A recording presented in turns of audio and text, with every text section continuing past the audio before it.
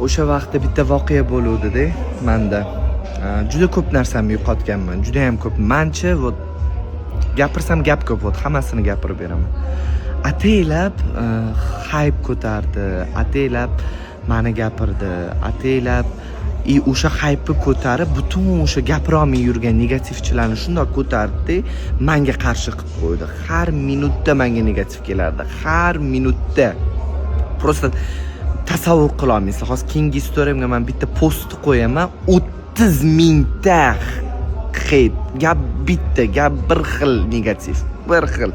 Tasavvur qilsam 30 mingta kommentariy yozilgan. O'sha video ham как раз ana o'sha odam gapirayotgan momentida olingan video edi. Menda dunyo miqyosidagi Xitoydagi eng katta kompaniyalardan bitta kompaniyani men ambasadori bo'ldim o'sha momentda.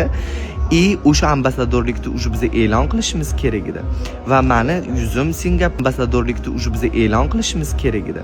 Va meni yuzim Singapur, Xitoy, Koreya, Tailand, O'zbekistonning 12 ta viloyati, Rossiya, Qozog'iston, Qirg'iziston, mana shunaqa davlatlarda meni yuzim polni aylanishi kerak edi. O'z международный bo'lib aylanishi kerak edi. Shunda katta kompaniya atmen qildi reklamani. Katta summaga edi. Ishoninglar, kerak bo'lsa Dubaydan 4 ta 5 ta uy oladigan darajada katta summaga kontrakt tuzilib bo'linadi. Bittada отказ qilishdi. Bizga to'g'ri kelmaydi. To есть bunda dedi hype ketyapti. Biz hozir bizning kompaniyaga to'g'ri kelmaydi dedi.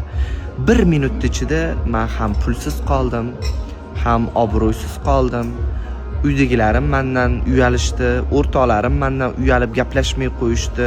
Show biznesdagilar polni hammasi yuz o'girdi mendan, polni. Bir ikkita insonlardan tashqari. Ko'pchilik bor, ularning ichida 90% odam mendan yuz o'girdi.